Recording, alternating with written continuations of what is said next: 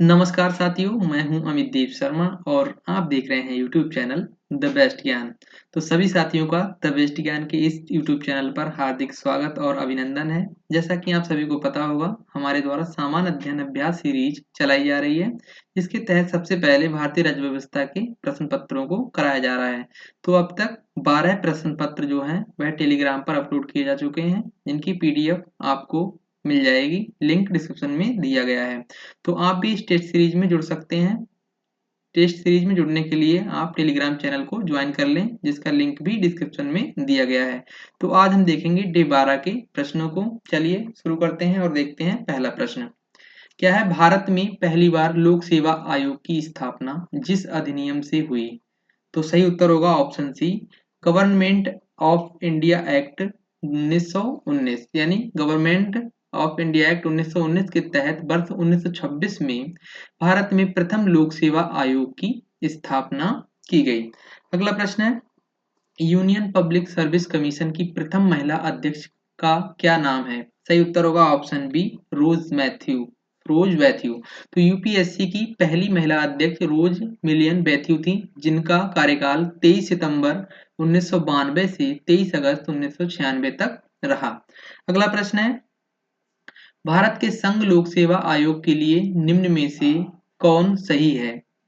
सही उत्तर होगा ऑप्शन बी, इसका राज्य लोक सेवा आयोग से कोई लेना देना नहीं है। किसका? संघ लोक सेवा आयोग का।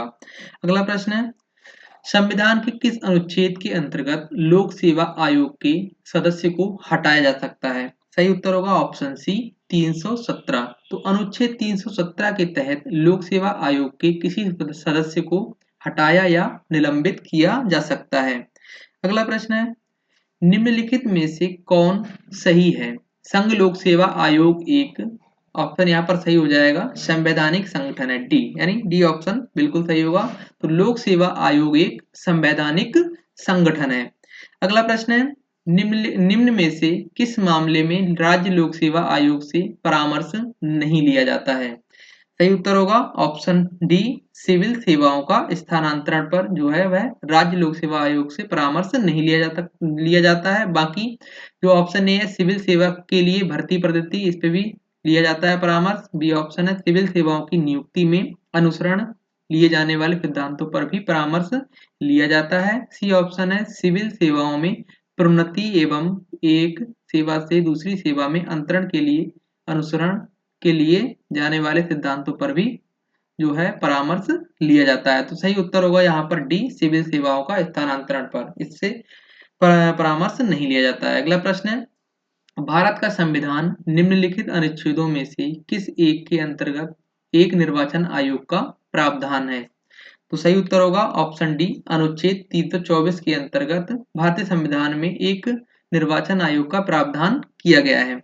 अगला प्रश्न है, भारत में मताधिकार और निर्वाचित होने का अधिकार है? तो ऑप्शन ए संवैधानिक अधिकार, ऑप्शन बी मूल अधिकार, ऑप्शन सी विधिक अधिकार एक अधिनियम के अंतर्गत, ऑप्शन डी इनमें से कोई नहीं। तो सही उत्तर होगा ऑप्शन सी, विधिक अधिकार एक अधिनियम के तहत। तो भारत में जो मताधिकार और निर्वाचित होने का अधिकार है वह एक विधिक यानी कानूनी अधिकार है।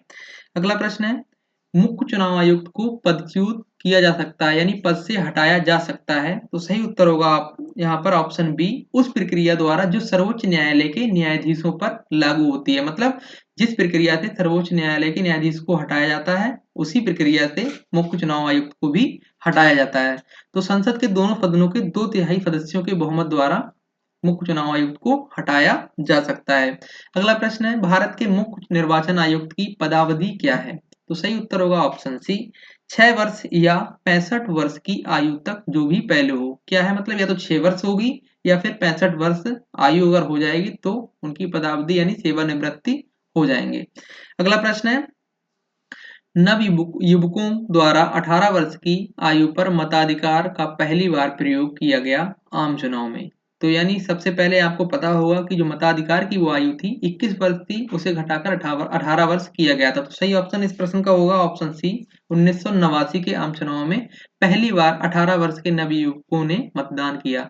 तो संविधान के 61वें संविधान संशोधन 1988 के तहत मतदान की आयु को 21 वर्ष से घटाकर 18 वर्ष कर दिया गया। तो 1989 में पहली बार आम चुनावों में 18 वर्षीय नव युवकों ने मतदान किया था। अगला प्रश्न है, भारत के निर्वाचन आयोग के निम्नलिखित में से कौन से कृत्य हैं?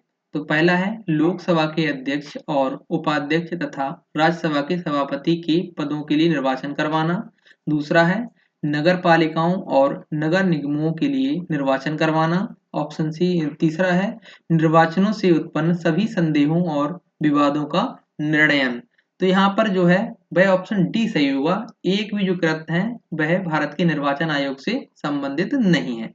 अगला प्रश्न है, निम्न में से कौन सा चुनाव निर्वाचन आयोग द्वारा संपादित नहीं किया जाता? तो ऑप्शन ए है Lok Sabha, option B Rajya Sabha, option C राष्ट्रपति और ऑप्शन डी स्थानीय निकाय। तो यहाँ पर ऑप्शन डी जो है वह सही होगा। स्थानीय निकाय का जो चुनाव है वह चुनाव निर्वाचन आयोग द्वारा नहीं किया जाता है। ठीक है। अगला प्रश्न है, भारत के विभिन्न राजनीतिक दलों को राष्ट्रीय या क्षेत्रीय दल का दर्जा देने का अधिकार किसको है? तो सही उत्तर होगा ऑप्शन सी चुनाव आयोग को। अगला प्रश्न है, दिनेश गोस्वामी समिति का संबंध था? तो सही उत्तर होगा ऑप्शन बी निर्वाचन सुधारों से। अगला प्रश्न है, सांसदों की अयोग्यता संबंधी विवाद पर कौन निर्णय देता है?